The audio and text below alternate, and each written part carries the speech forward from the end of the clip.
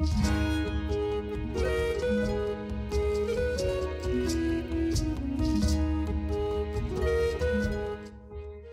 the crossroads of three continents, a small strip of land carries the weight of the world. Israel and Palestine, sacred to billions. Contested for millennia. Beautiful beyond measure. This is where faiths were born.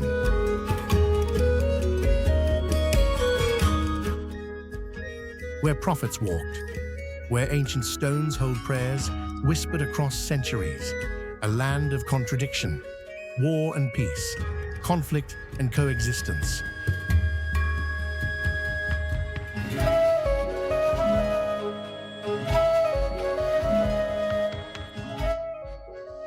How did one place become so many things to so many people? Jerusalem stands at the center, not geographically, spiritually.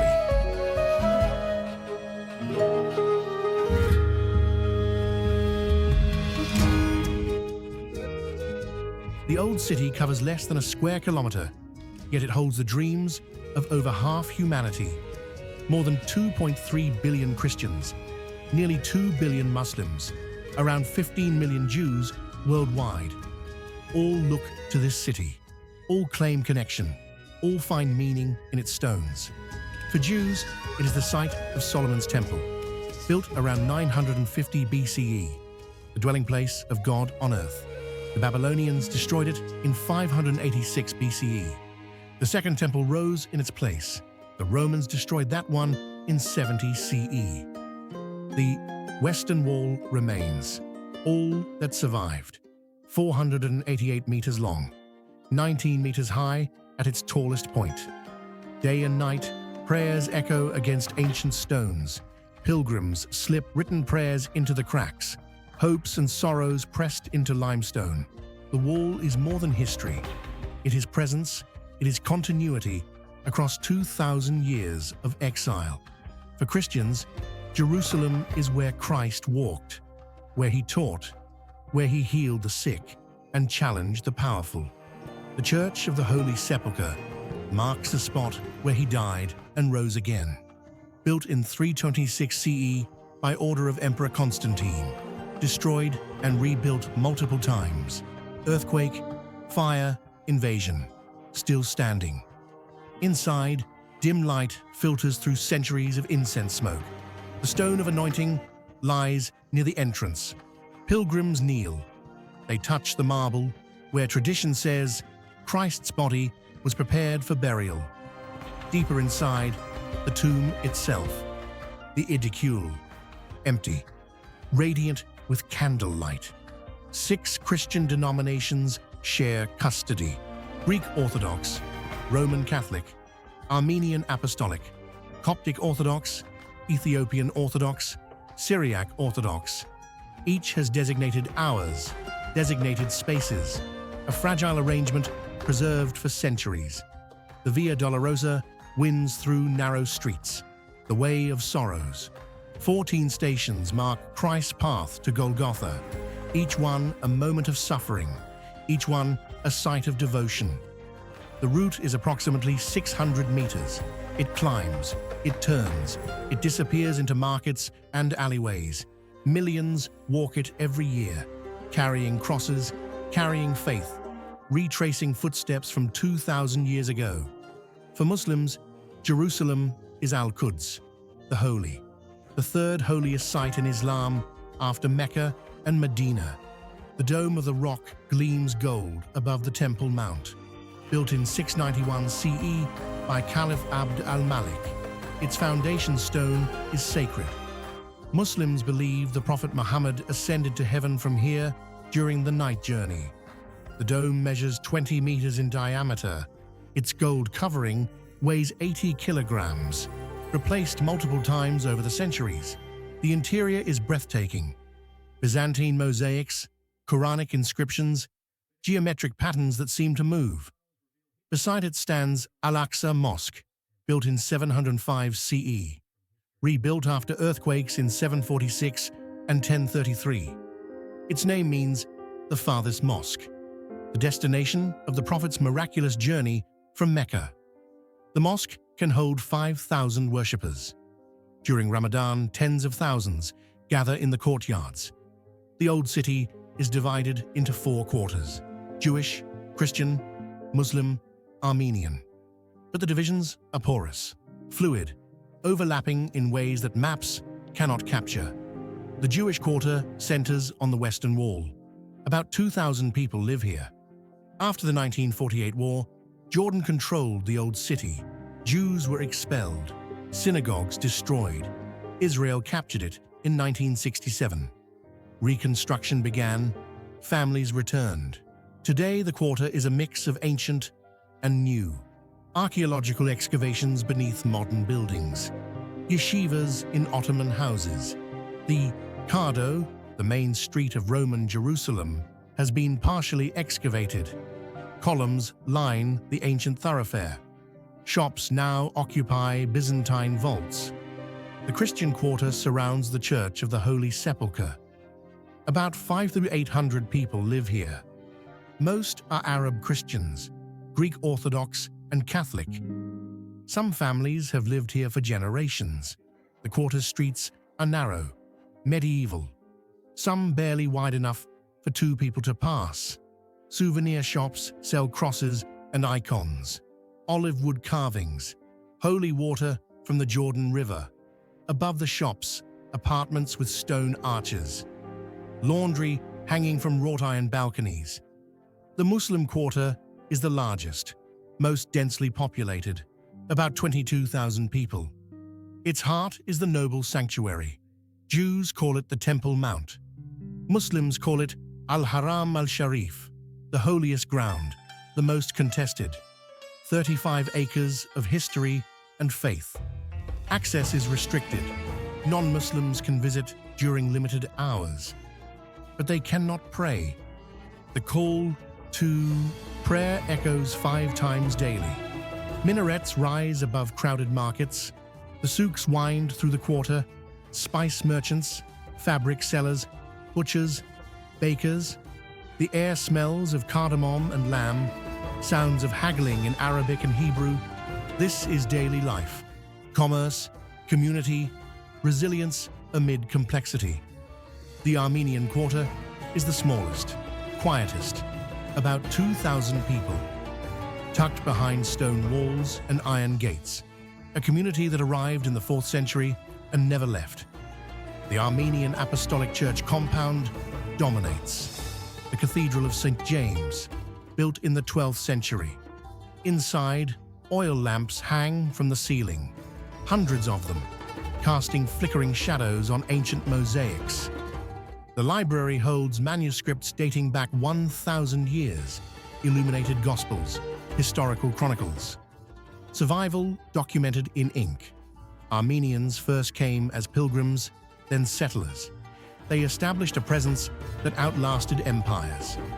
When the Ottoman Empire collapsed, refugees arrived, survivors of the Armenian genocide of 1915. Jerusalem became sanctuary. The quarter absorbed them, preserved their language, their traditions, their memory. Today, fewer Armenians remain. Economic pressures, political tensions, many emigrated. But the quarter endures, a testament to perseverance, to identity maintained across centuries. Beyond the old city walls, the Mount of Olives rises east of Jerusalem. For Jews, it is a sacred burial ground. Over 150,000 graves face the city, waiting for resurrection. Jewish tradition holds that the Messiah will arrive through the Golden Gate. The dead buried here will be first to rise. The cemetery has been in use for 3,000 years. Some tombs date to the First Temple period. For Christians, it is where Christ prayed before his arrest, where he wept over Jerusalem, where he ascended to heaven. The Garden of Gethsemane lies at its foot.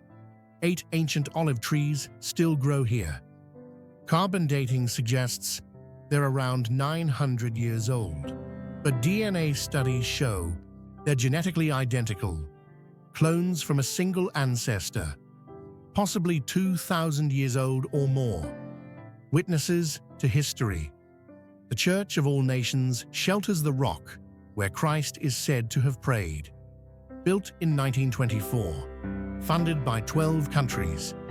Each nation contributed to different sections, hence the name.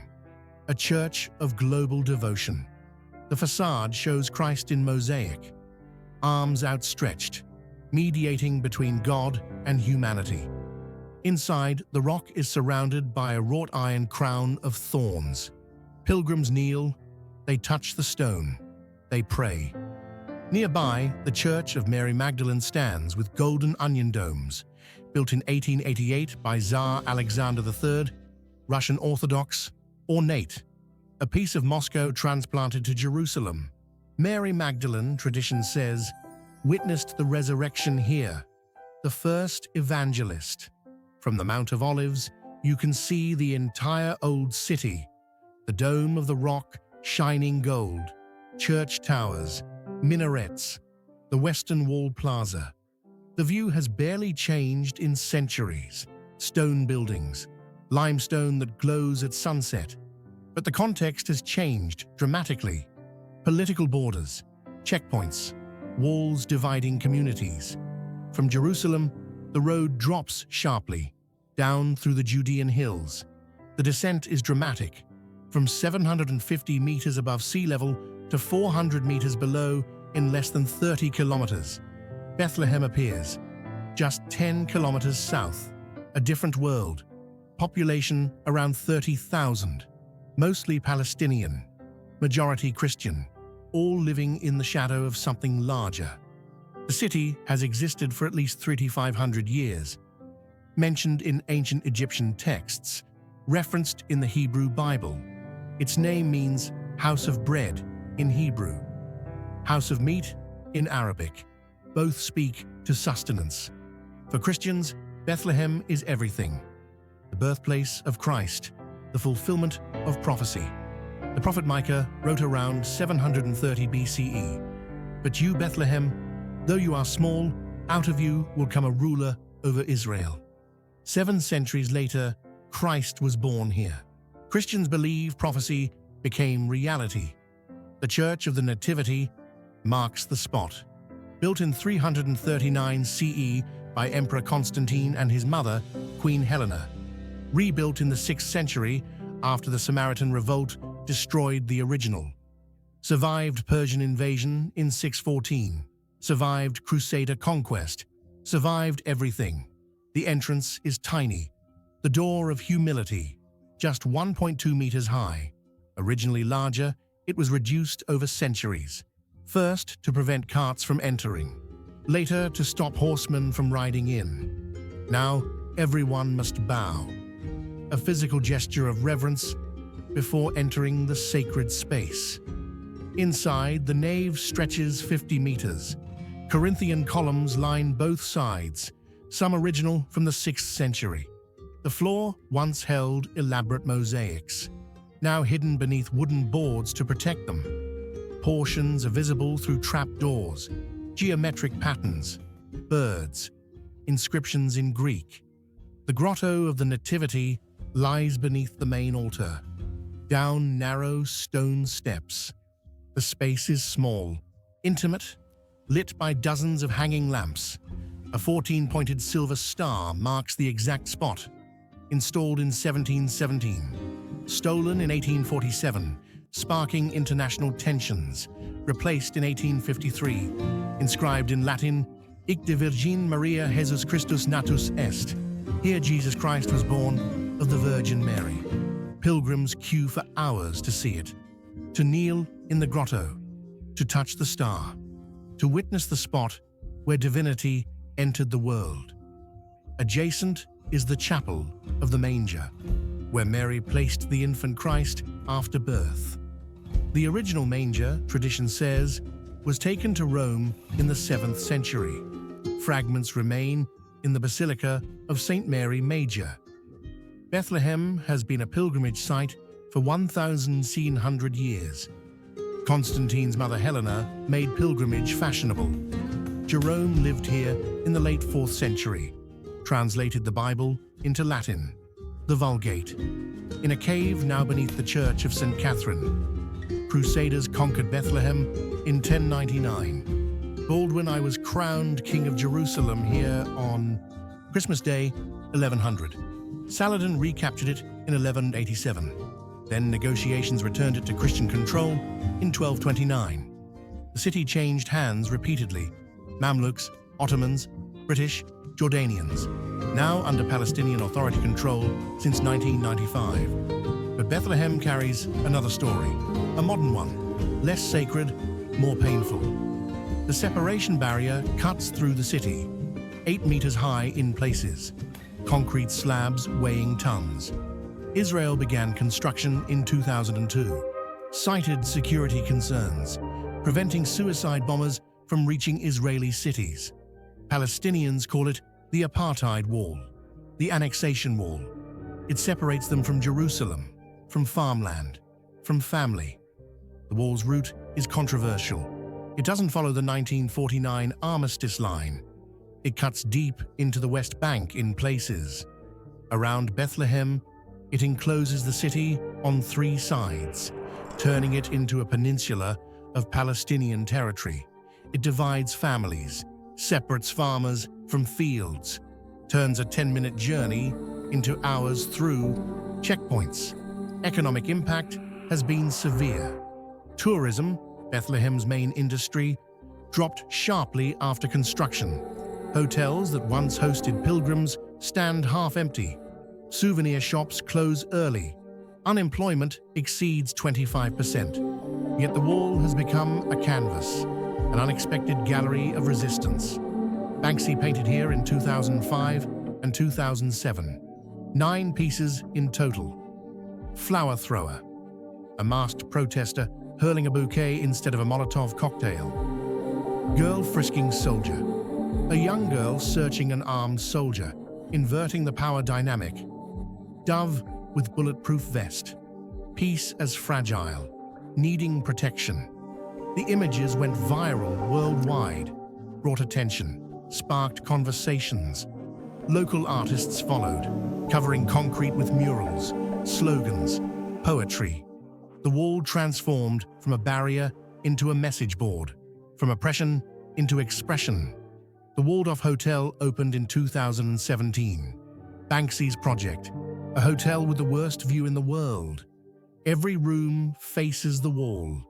Inside, art, installations, a museum about the wall's history, a piano bar where both Israelis and Palestinians can meet, though few do. The Judean desert stretches east from Bethlehem. Barren, brutal, beautiful in its emptiness.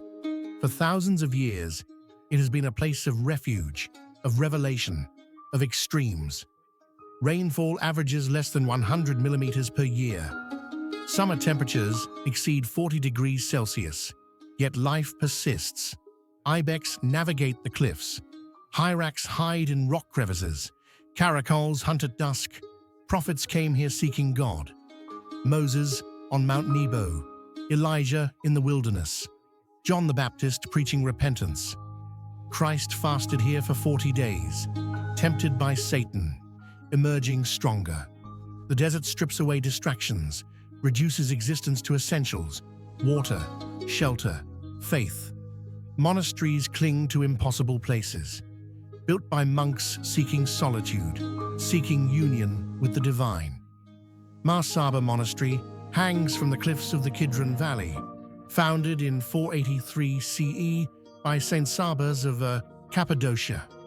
He was 20 years old when he arrived, lived in a cave for 5 years. Other monks gradually joined him. By the 6th century, over 5,000 monks lived in surrounding caves, making it one of Christianity's largest monasteries. The main complex was built against the cliff face. Blue domes, white walls, impossibly perched, still inhabited by Greek Orthodox monks. About 15 remain, still closed to women, following ancient tradition. Women can view it only from a tower across the valley. the Women's Tower, built for that sole purpose. The monastery survived Persian invasion in 614. Though many monks were martyred, their skulls are preserved in the chapel. It survived Arab conquest, Crusader control, Mamluk rule, Ottoman decline, British mandate, Jordanian occupation. Through 14 centuries, prayer has continued, unbroken, a flame kept alive in the wilderness. The desert holds other secrets, older, more mysterious. Near the Dead Sea shore, caves hide in the cliffs. Qumran. In 1947, a Bedouin shepherd named Muhammad Ed-Dib threw a rock into a cave, heard pottery shatter, climbed inside. He found clay jars containing scrolls, ancient manuscripts wrapped in linen. Over the next decade, 11 caves yielded over 900 documents, the Dead Sea Scrolls. Some date to 300 BCE, making them the oldest known biblical manuscripts, 1,000 years older than previously known copies. The scrolls contain portions of every book of the Hebrew Bible, except Esther. The book of Isaiah is nearly complete. Also found were previously unknown texts, community rules, calendars, hymns, apocalyptic visions. Scholars believe the Essenes wrote them, a Jewish sect that lived in isolation at Qumran. They rejected the temple priesthood in Jerusalem, saw it as corrupt, established their own community based on purity and preparation. They believed the end times were near. The Messiah would soon arrive. They were preparing the way. The Romans destroyed Qumran in 68 CE during the Jewish revolt. The Essenes vanished from history, but they hid their library first, sealed the scrolls in jars, placed them in caves. For 1900 years, the scrolls waited, until a shepherd's random throw revealed them. The discovery revolutionized biblical scholarship, showed how texts were copied and transmitted, revealed variant readings, illuminated Second Temple Judaism. These texts were written during the time of Christ. They reflect the religious ferment of that era. Some scholars see connections between Essene beliefs and early Christianity. Others dispute this, but the scrolls provide context. They show the spiritual landscape into which Christ was born. The Dead Sea lies just beyond Qumran. At 430 meters below sea level, it's the lowest point on Earth's land surface. The lake is 50 kilometers long, up to 15 kilometers wide, but it's dying. Water levels drop more than a meter per year. The shoreline recedes constantly. In 1960, the surface area was as 1,000 square kilometers. Today, it's about 605 square kilometers, a loss of 40%. The Jordan River once fed it, delivering millions of cubic meters annually.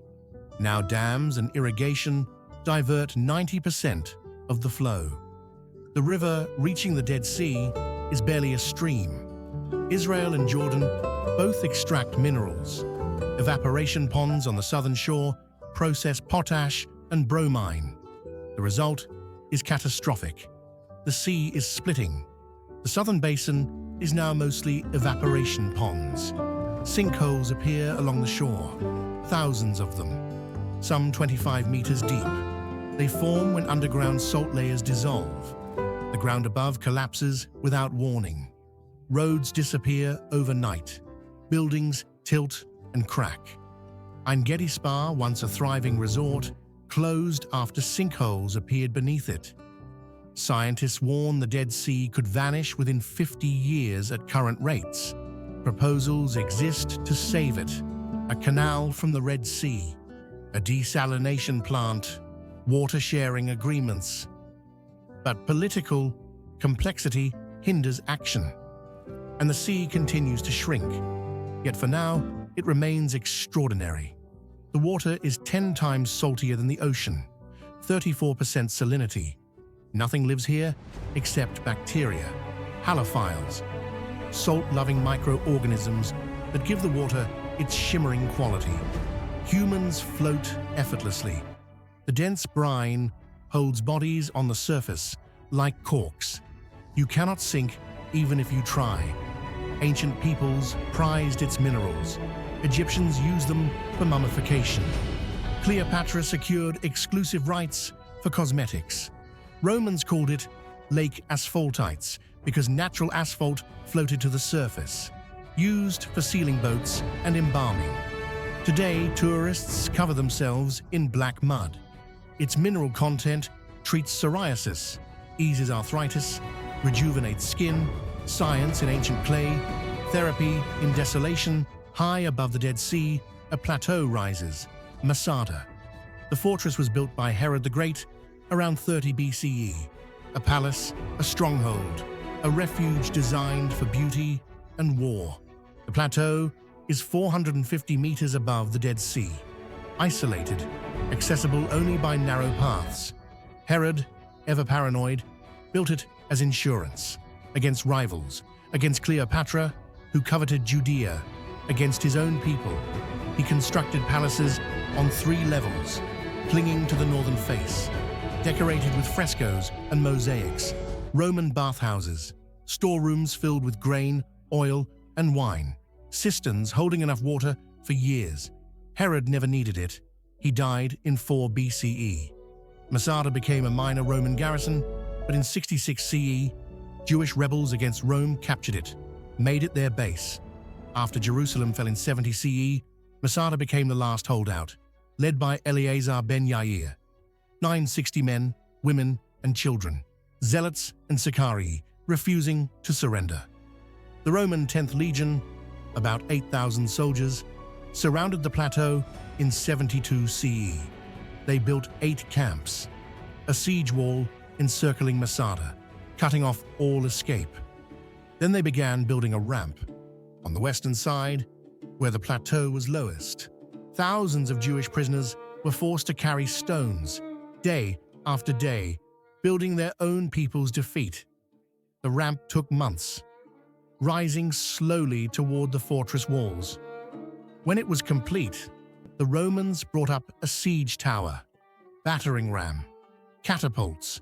They breached the outer wall, but the defenders had built another, wood and earth, designed to absorb impacts. The Romans set it on fire.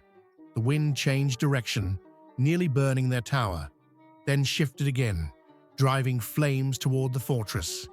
The defenders watched their last wall burn. They knew the end had come. That night, according to Josephus Flavius, Eleazar addressed his people.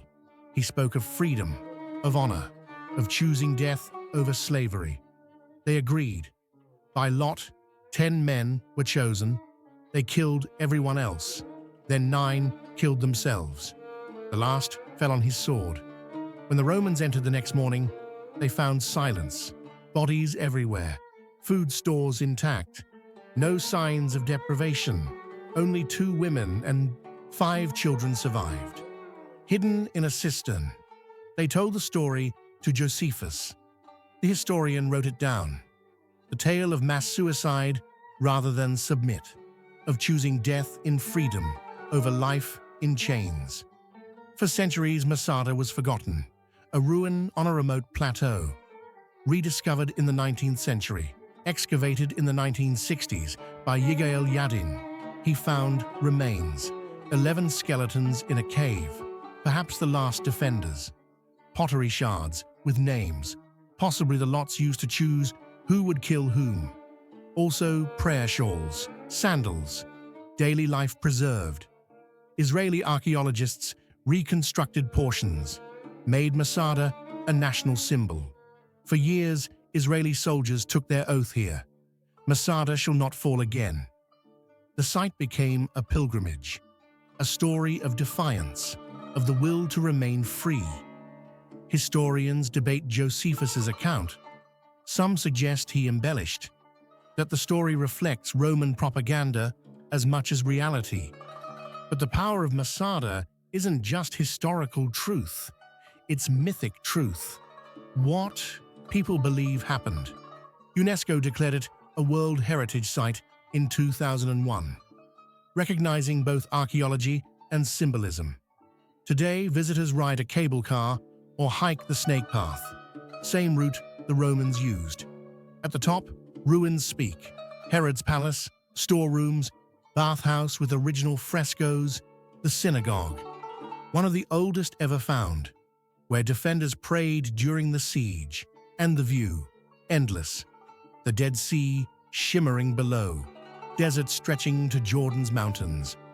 From Masada, we return north, not along the coast, but through the desert's heart. The Negev Desert covers southern Israel, more than half the country's land area, about 13,000 square kilometers, arid, rocky, averaging less than 200 millimeters of rain per year. Yet humans have lived here for millennia, adapting, innovating, making the impossible work. The Nabateans thrived here 2,000 years ago. Arab traders who controlled the incense route from Arabia to Mediterranean ports. Their capital was Petra, in modern Jordan, but they built cities throughout the Negev. Their secret was water harvesting. Sophisticated systems captured every drop of rain. Stone channels directed runoff. Terraces slowed flow, allowing infiltration. Cisterns stored water underground, minimizing evaporation. With these techniques, they made the desert bloom. Vineyards, wheat fields, gardens in the wasteland. The Romans conquered them in 106 CE. Later, Byzantines continued the cities, then Arab conquest in the 7th century. Gradually, the knowledge was lost. Cities abandoned. Fields returned to sand. Modern engineers study Nabatean techniques, measure the channels, calculate the angles. Israeli researchers applied these principles, revived ancient methods, proved desert agriculture possible again. Deep in the Negev lies Maktesh Ramon. Not a crater, not an impact site. A Maktesh is unique to Israel's deserts, an erosion cirque, formed when mountains collapse inward over millions of years. Ramon is the largest, 40 kilometers long, 10 kilometers wide, up to 500 meters deep. It formed as the Negev highlands rose during the Syrian-African rift. Softer rock eroded away, harder rock remained as walls. The result is a natural amphitheater, a depression surrounded by cliffs, unique landform found nowhere else on Earth. The floor is a kaleidoscope of colors: red sandstone, black basalt, white chalk, yellow limestone. Volcanic activity left its mark: prismatic formations, mineral deposits, fossils from ancient seas. Paleontologists found dinosaur footprints, ammonites, evidence that this desert was once ocean floor. Geologists call it an open geology textbook. Every layer tells a story. Every formation reveals a chapter of Earth's history. At night, the Maktesh becomes a stargazing paradise. No light pollution for dozens of kilometers. Just stars and silence. The Milky Way stretches horizon to horizon, planets visible to the naked eye. Satellites crossing overhead. Astronomers built an observatory here, the WISE Observatory, operated by Tel Aviv University. Its telescopes scan the heavens, tracking asteroids, studying distant galaxies, peering into deep time, the desert and the cosmos, both vast, both revealing, both humbling. North of the Negev, the landscape shifts. The Shephelah foothills, then the coastal plain. Agriculture dominates. Citrus groves, avocado orchards, mango plantations. This is modern Israel's breadbasket. Irrigated, cultivated, transformed from malaria swamps a century ago. Along the coast, ancient ports tell different stories. Layers of civilization. Jaffa is among the world's oldest, continuously inhabited for 4,000 years at minimum. Archaeological evidence suggests 7,500 years. Its natural harbor made it strategic. Phoenicians, Egyptians, Assyrians, Persians, Greeks, Romans, Arabs, Crusaders, Ottomans, British, Israelis, all ruled here. Biblical tradition says this is where Jonah set sail before the whale swallowed him. Also, where Solomon imported cedars from Lebanon for the first temple, floated down the coast to Jaffa, then hauled to Jerusalem. Peter raised Tabitha from the dead here, had his vision that Gentiles could become Christians. Napoleon captured it in 1799, massacred thousands of prisoners and civilians, a black mark on his reputation. By the late 19th century, Jaffa was a bustling port, mix of Arabs and Jews, trade and culture. The old city sits on a hill above the harbor, stone houses painted in pastels, narrow alleys winding upward. Artists colonized it in the 1960s, converted Ottoman houses into studios and galleries. Today, it's gentrified, expensive, but still charming. Flea markets selling antiques, restaurants serving hummus and fish. The port still operates. Fishing boats depart at dawn, return with the day's catch.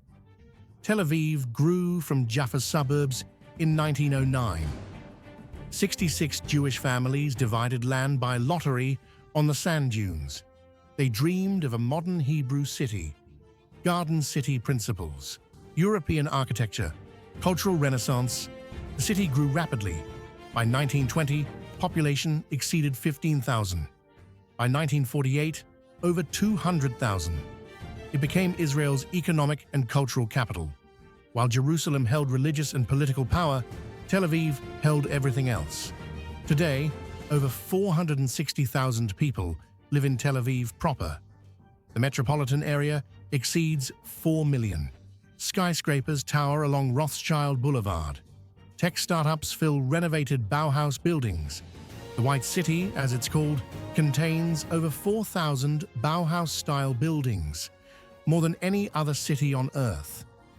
German Jewish architects fled the Nazis in the 1930s, brought international-style architecture, adapted it to Mediterranean climate, flat roofs, white facades, balconies, pergolas, clean lines, function over ornament. UNESCO declared it a World Heritage Site in 2003. Architecture embodying modernist ideals. But Tel Aviv isn't just buildings. It's a vibe, an energy.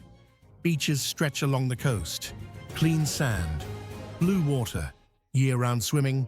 People jog, play volleyball, surf, paddleboard.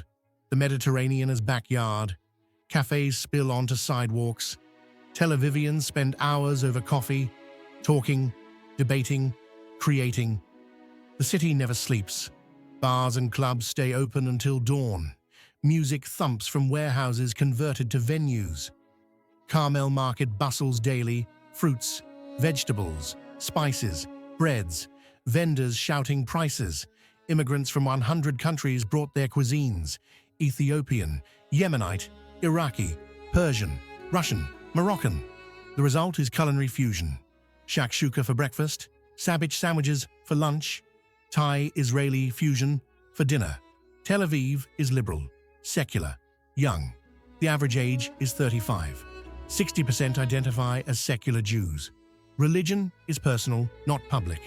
Buses run on Shabbat. Stores stay open. The contrast with Jerusalem is stark. Where Jerusalem looks to the past, Tel Aviv looks to the future. Where Jerusalem is divided, Tel Aviv is mixed. Arabs and Jews share neighborhoods, though tensions exist here too. In many ways, the two cities represent Israel's split personality, tradition and modernity, faith and secularism, eternal and temporary. North along the coast, Haifa climbs Mount Carmel's slopes, Israel's third largest city, population around 285,000. Its main port, its industrial center, also its most integrated city. Jews, Muslims, Christians, Druze, Baha'i live side by side, work together, share neighborhoods, marry occasionally. The Baha'i gardens cascade down the mountainside, 19 terraces descending 800 meters. perfectly manicured lawns, geometric flower beds, staircases linking levels. At the center, the golden-domed shrine of the Bab, founder of the Baha'i faith, buried here in 1909. The gardens took over a century to complete, opened to the public in 2001. UNESCO declared them a World Heritage Site in 2008, recognizing both beauty and religious significance. The Baha'i faith is young, founded in Persia in the mid-19th century by Baha'u'llah. Its central message, unity of humanity. All religions share a common source.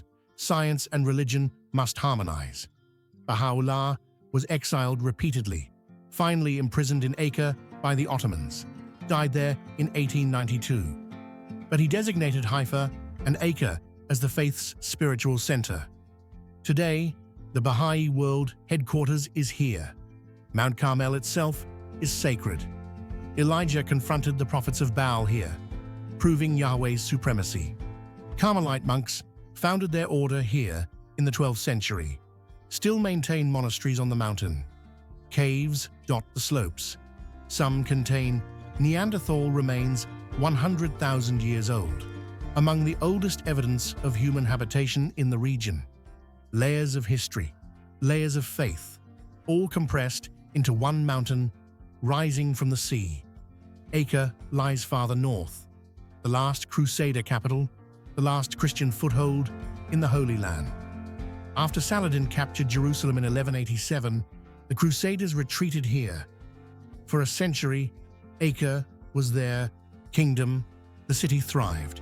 Italian merchants established quarters. Military orders built fortresses. Population exceeded 40,000. Acre's walls were formidable. Double walls, moat, towers every 50 meters, considered impregnable. They withstood Saladin himself in 1189-1191. A 2-year siege ended with Crusader victory. But in 1291, the Mamluks arrived, 200,000 strong. Sultan al-Ashraf Khalil commanded them. The siege lasted 6 weeks. Catapults bombarded walls. Sappers undermined foundations. Assault after assault. On May 18th, 1291, the walls were breached. Mamluks poured through. Slaughter followed. King Henry II fled by sea. Knights fought to the last. Civilians were killed or enslaved. The Mamluks razed the city, demolished walls, filled the harbor, ensuring Crusaders could never return. For 4 centuries, Acre remained ruins, until the Ottomans rebuilt it in the 18th century. Ahmed Pasha al-Jazar fortified it again. New walls, new harbor, mosques and markets. Napoleon besieged it in 1799, failed to capture it. One of his few defeats, the beginning of his decline. Today, Acre is a living museum. Ottoman architecture overlaying Crusader foundations. The Hospitaller Fortress was rediscovered in the 1990s. Excavations revealed vast underground halls, dining rooms, dormitories, latrines, everything designed for efficiency. The Templars' Tunnel runs beneath the city, 150 meters long, connecting fortress to port, escape route in emergencies. The walls remain.